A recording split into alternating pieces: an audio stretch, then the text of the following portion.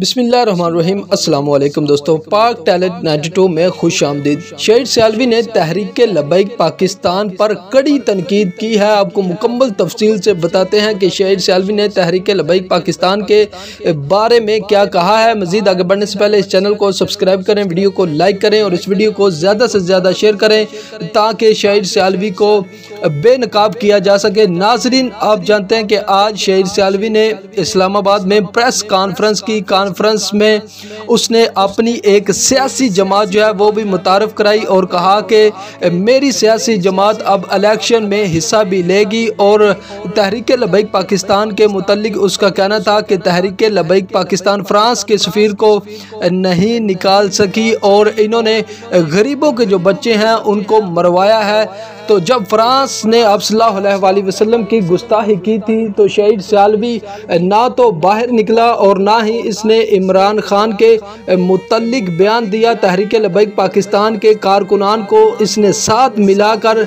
अब जो है वो धोखा दिया है और मुकम्मल तौर पर जो है वो ये एक्सपोज हो चुका है। तहरीक लब्बैक पाकिस्तान के वर्कर जो हैं वो इससे महफूज रहें और किसी सूरत जो है इसको वोट ना दिया जाए।